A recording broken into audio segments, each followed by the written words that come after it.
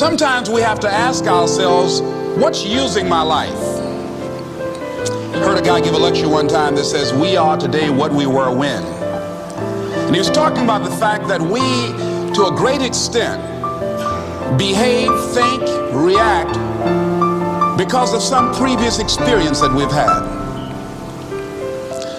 One of the things that we know about life is that it is always changing. Sometimes you're up, sometimes you're down. Sometimes things go real well, and sometimes they don't. Sometimes you're happy, and sometimes you're sad. Now that's that thing called life.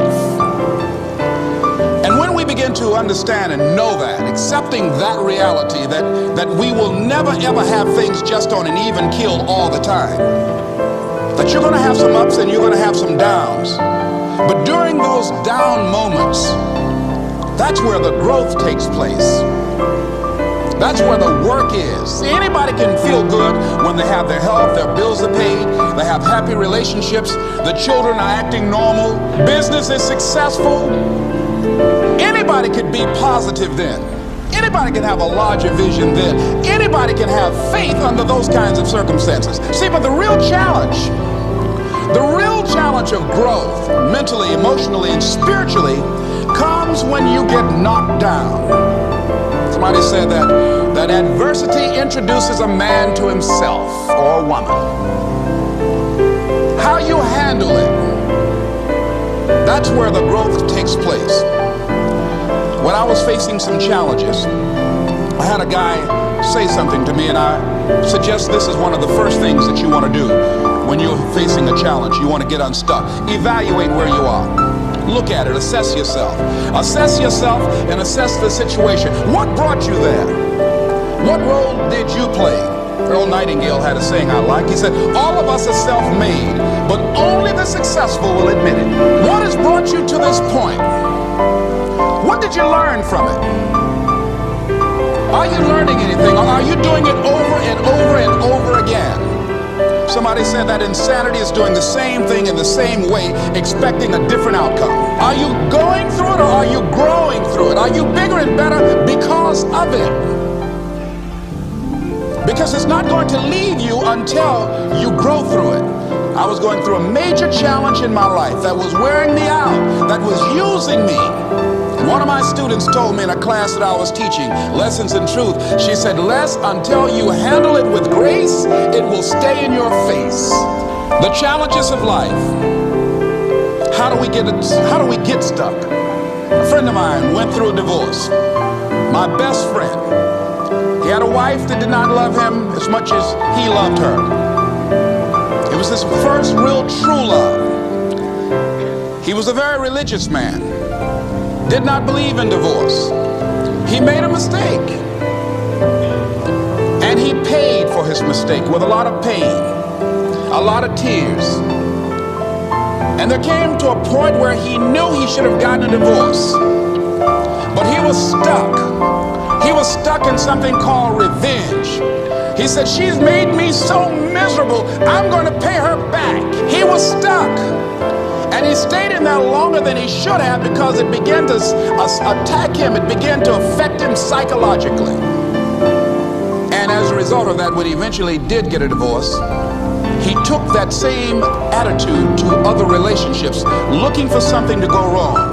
He was burned so badly, he did not want to risk pain again. He was going in relationships trying to avoid pain. When it became too close, he would do something to make sure the relationship did not work. He would always try and find something wrong with the person, because there are no perfect people, so if you look for it, you can find it. He was stuck in revenge. Another friend of mine, working on a job, loved the company very much, expected to retire there. And one day they called him in the office, asked him for his badge and identification, told the security man up, walked into his desk, told him he was fired and he had to leave then. He was devastated. And if you came anywhere near him, he would tell you his story, as we all have stories. Even when he got a job, he went on the job telling anybody who would listen how they fired him unjustly. And he always ended with, it wasn't fair. Life isn't fair. Life just is. It's not fair that birds So we can't even deal with what's fair. But he's stuck in the fact that it's not fair. I don't deserve that. They were wrong. I used to be a state legislator in Columbus, Ohio. During the break, we used to go out on the front lawn of the Ohio legislature, the Capitol there, and observe people as they came by. There was one particular person that all of us knew. The children, adults, everybody used to pick at him when he came by. We called him Chicken Man. He had a feather in his hat. He had a toy chicken on top of his car that he would drive around the area in downtown, blinking his lights and occasionally blowing his horn. When he got out of his car, he would walk downtown with a baby carriage with two little baby dolls in there and a picture of a woman. And when you say something to him or came near him, you would hear him making the sounds of a chicken. All of us used to laugh at Chicken Man. We didn't know Chicken Man's story. Chicken Man woke up one morning around 3 a.m. and his house was on fire. He panicked and he got out of the window and left quickly, only to get outside to hear his children and his wife screaming for help. He ran back to the door to go in to save them, and the flames were too hot, too awesome. He tried to get in, he couldn't get in. He was desperate, frantic. Pretty soon the cries stopped. They perished in the fire. His brother-in-law came, found out that his sister had died and his nieces in the fire, grabbed Chicken Man and started beating him. You chicken, why did you save my sister? You're chicken, you're chicken. When the people pulled him off Chicken Man, they picked him up and said, are you all right? And Chicken Man looked at him and he started making the sounds of a chicken. He never ever overcame that tragedy. He was stuck from that experience. None of us knew why Chicken Man went around with this picture and these little dolls. I remember when I was stuck in anger for a long time, when I made a commitment to my adopted mother that I was going to purchase her a home. I'll never forget the experience of working real hard to get the money for the down payment.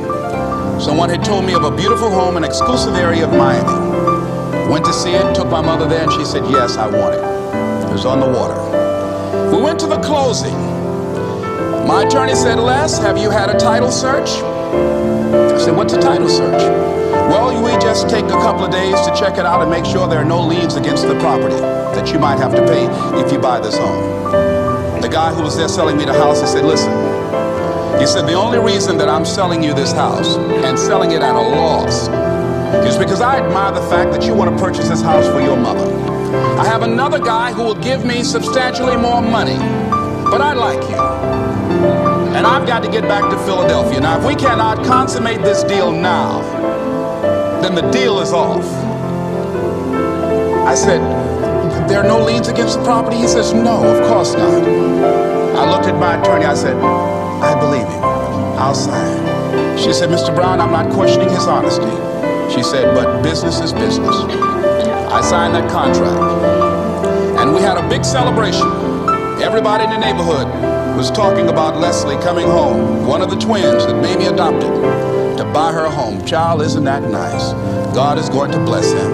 A few weeks later, I received a letter, a registered letter, indicating that the house was going up for sheriff's sale on the courthouse steps. A man had filed a $12,000 lien against the property because the previous owner owed him that money. And if I did not come up with $12,000 in 30 days, he was going to sell the house to the highest bidder. I called this man and said, mister, my name is Les Brown. I purchased this house. I had nothing to do with your prior bill. He said, that's not my problem. He said, you should have had a title search. I said, can you give me time? I said, my mother is an older lady. She has a bad heart. And I said, please. I said, if you just give me the time, I don't know how I'm going to do it with the house note and everything else, but I think I can pay you at least $2,000 a month, and within 6 months, somehow I will pay you your money. He said, no, I want it all in 30 days or you get out. I did everything I could, racked my mind thinking about how I could get $12,000 because I took everything I could to get the money just for the down payment and the closing. I finally had to face the reality that I wasn't going to be able to do it. I was up around 2 o'clock in the morning, walking back and forth, thinking, how was I going to tell my mother this? My children were there in the room sleeping all night long. I agonized over this. I lost over 23 pounds. Pretty soon I went in the room where my mother was sleeping, and I said, Mama, I got down on my knees by the bed. I said, Mama, I got to talk to you. And she said, what's wrong? I said, Mama, I said, we got to get out the house. I said, in my haste to buy the house, I made a mistake. She said, that's all right, baby. I didn't like this house anyhow.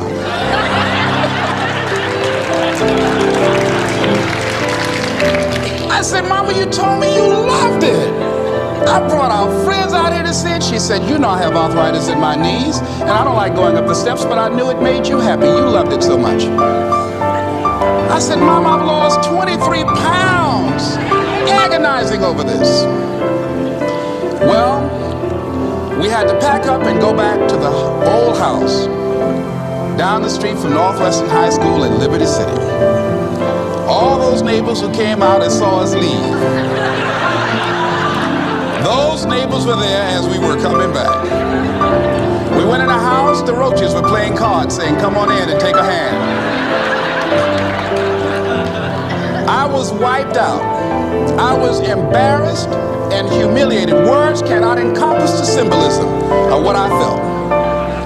I remember when I was unloading the furniture and I began to cry. My sister came by. You know you didn't have any money to buy no house, Mr. Big Time. Hadn't given me a quarter. You know Mama got a bad heart now, y'all. Back where you belong. As I was crying and my head down, taking furniture in, my mama said, hold your head up. I said, Mama, I just feel so bad about this, Mama. She said, hold your head up and dry your tears. You have nothing to be ashamed of. And I did, as we unloaded that furniture in that house.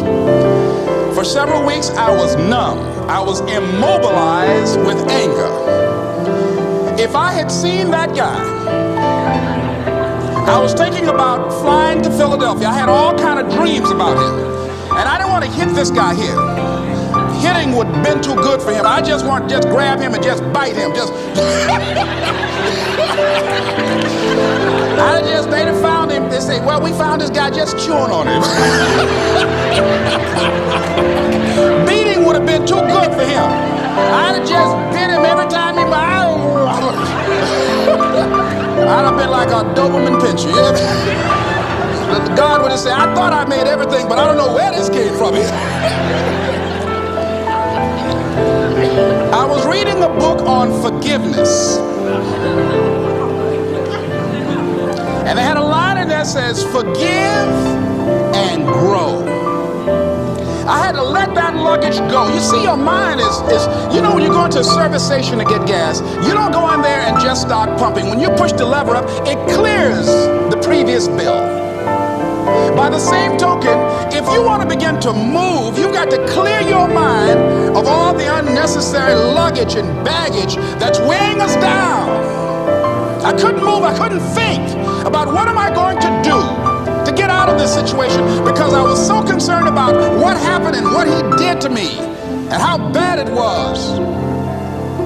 I was so stuck in that I couldn't even focus on what I should have done. Feeling sorry for myself and angry, and none of that was taking me anywhere. So pretty soon I learned through effort, made a conscious, deliberate, determined effort. I had to let it go. I had to forgive it. Let it go and begin to focus on developing myself. And I say to you, you're going to have people to do things to you. Things are going to happen to you. And the most important thing to do is to harness your will and let it go. And move so you can grow. So you can get on with your life. You must work on yourself continuously. Never be satisfied with yourself. Always know that as you invest the effort and time on you, that's the greatest ability that human beings have above animals. See, a dog can't be anything but a dog. Tree can't be anything but a tree. Human being, you've got unlimited potential. You can put effort on you, and by concentrating on you and developing you, you can transform your life wherever you are right now.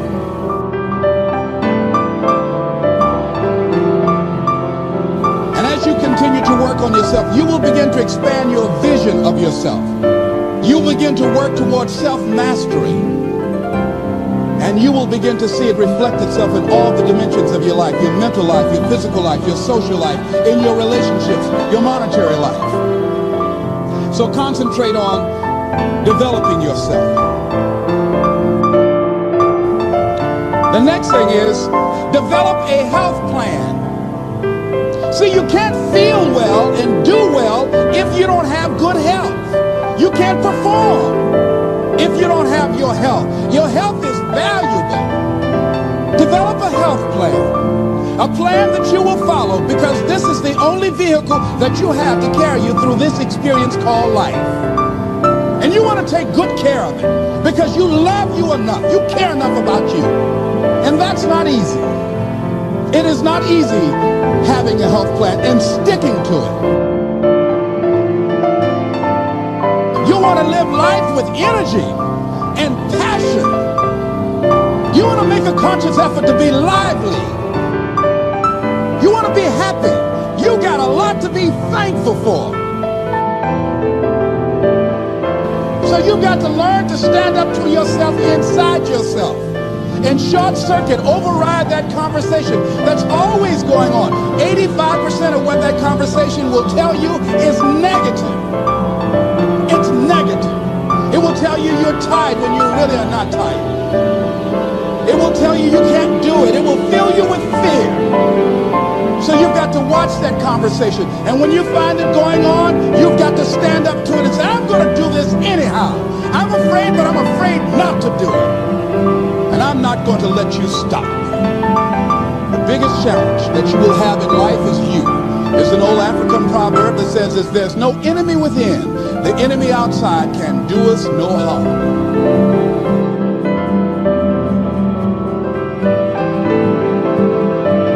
What do you want? What gives you your life?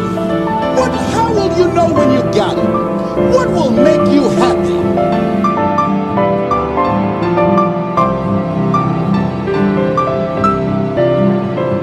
You need to know. You need to start asking yourself some questions. What do I really, really, truly want?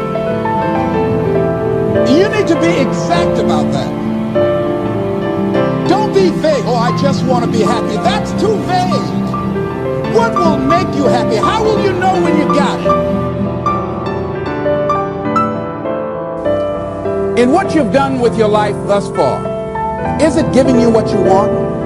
Is it giving you what you want? When you look toward the future, when you look at all that's going on out here, is there some place within yourself you say, hey, I know I need to be out there in that arena. I know I can do more than what I've been doing. I know there's some great music that I have within me that I haven't brought out here yet. Is that something that you begin to look at within yourself? So I used to do that, and I used to go to big rallies and see guys up speaking when I wasn't courageous enough to go out there and say, hey, my name is Les Brown, the motivator, Mamie Brown's boy, I want to talk. I would never do that. I'd just be back there looking at him and wanting to get their autograph and would say, can I meet you, Mr. Wakely, or can I meet Mr. Zig Ziglar? Please tell him, who are you? Oh, Les Brown. Because I felt within myself I was a nobody. So who am I to go talk to these guys and go get their autographs? I'd like to do what you do.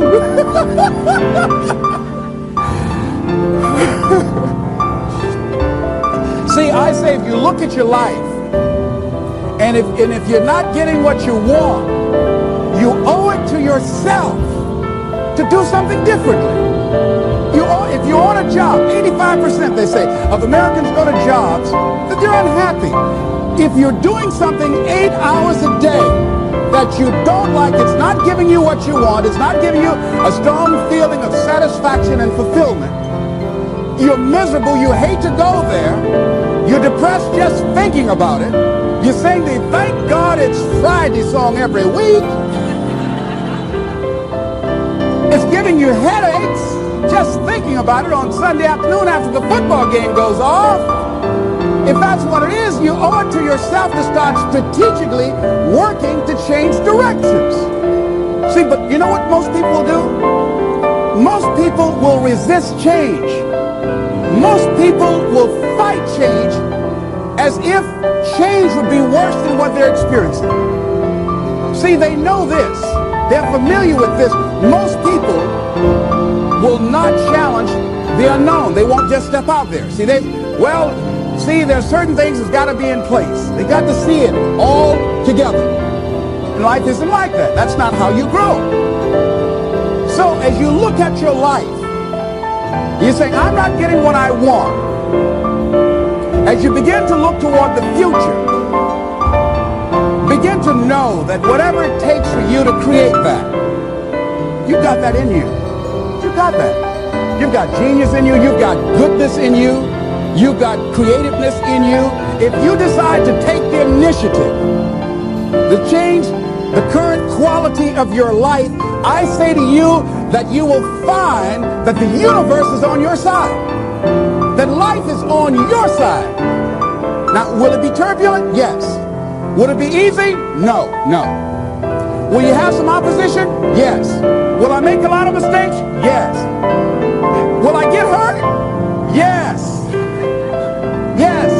See, a lot of people won't try anything different in life because they don't want to get hurt. Let me tell you something. It's too much pain to duck. Pain is everywhere. You can hide under here. It will come where you are. Really, if I go back here, pain will come. Hey, Les, come on out. It will come. It's everywhere. Viktor Frankl calls it unavoidable suffering. You can't duck it. But most people spend their life not wanting to deal with the pain of rejection, the pain of defeat, the pain of being disappointed, the pain of losing, the pain of failure, the pain of being criticized, the pain of not being liked, the pain. That's called life. Life is full of pain. It's everywhere. But guess what? There's no gain without pain. Now, if you're going to hurt anyhow, get some yardage out of it.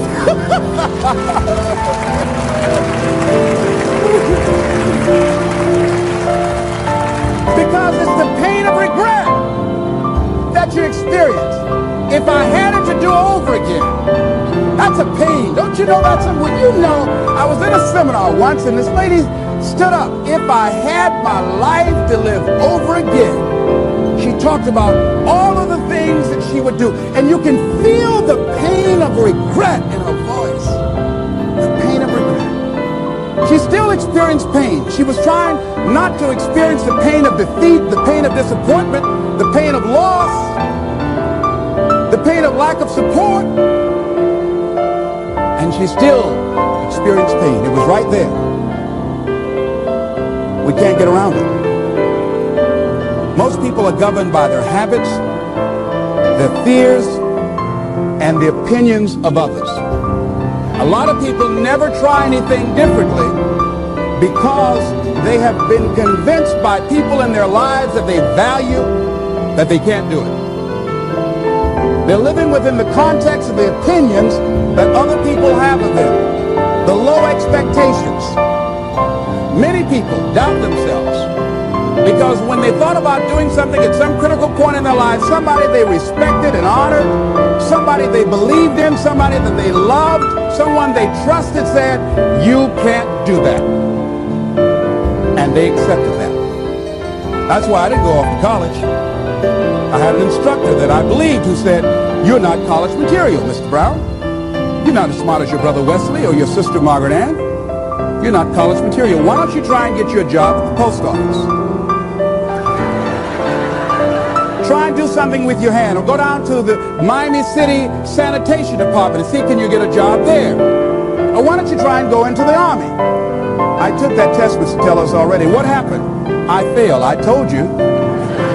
Anybody fail an Army test, you're really in trouble. So I went down to the sanitation department to try and get a job because that's what I believed was possible for me. As you look at your life, ask yourself the question, what would your life be like? What would your life look like if you decided not to care what people thought of you. What would your life be like if you decided to give up some of your fears? What would your life be like if you decided to become courageous? What would your life be like? If you decided to act on your dream, if you did what you felt in your heart. You know what courageous means?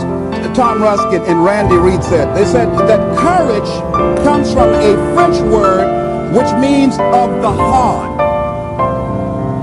How does it feel to you? He says it's courage, it takes courage to live. Says most people go through life not allowing themselves to step out because they don't want to let go. They don't want to be blown around. They don't want to be moved.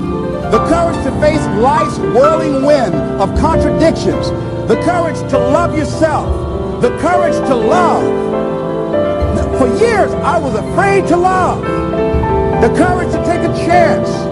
The courage to be who you are. He says courage isn't for somebody else, for medals, applause, or moral debts. Courage is what at that moment feels most right for you. Not just situational ethics, but what feels right in your heart. The word of the heart. What feels right in your heart.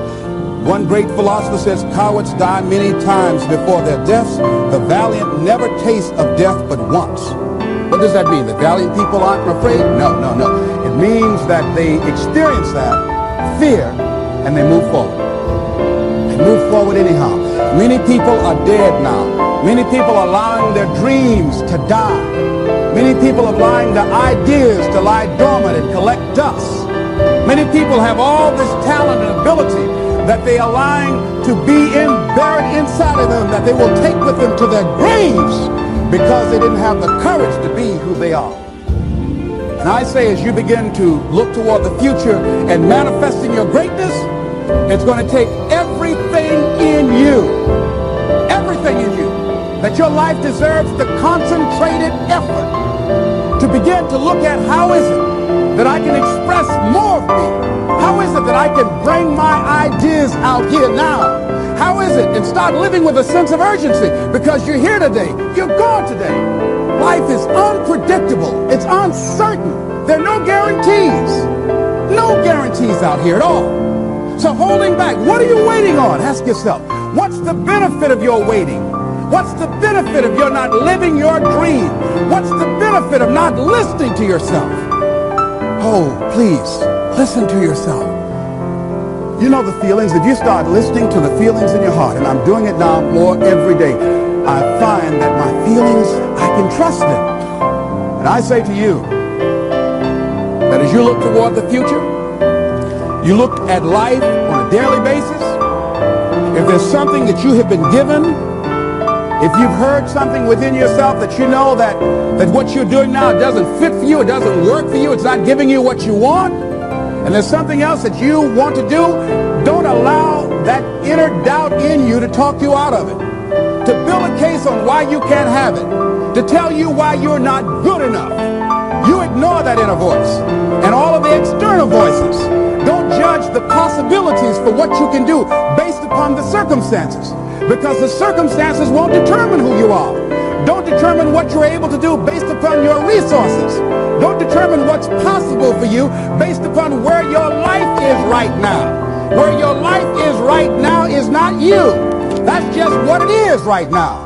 But the possibilities for you are unlimited.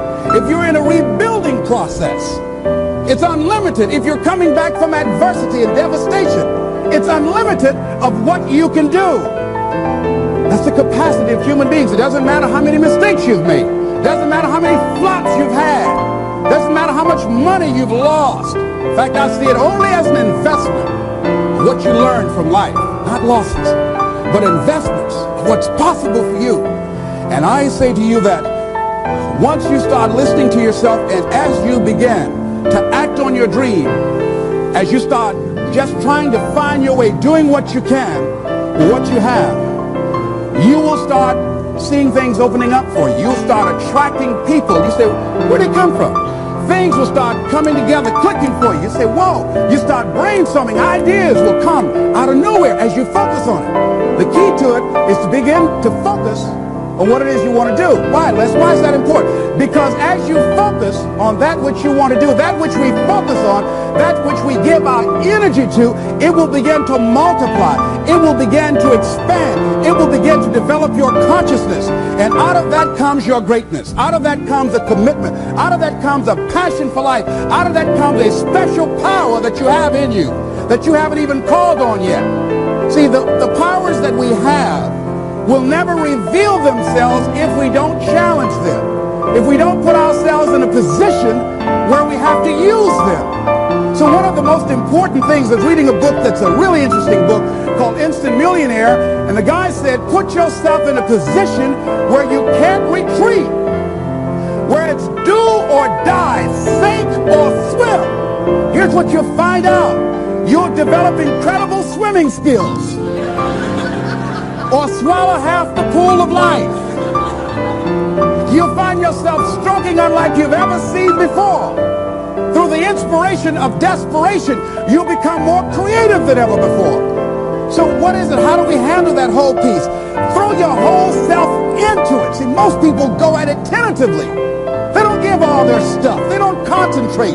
They don't put everything they've got in them. One guy wrote a book called All You Can Do Is All You Can Do. And all you can do is enough. But he said, make sure you do all you can do. And if we're honest this evening, we know that we haven't done all we can do. So as we look at the future, we can decide that from this day forward, as I look at my personal relationships, if I look at my professional relationships, if I look at my family relationships, as I look at all the dimensions of my life, looking at myself mentally, emotionally, and spiritually, I'm going to do all I can do to develop me, to bring my talent out here, to make a contribution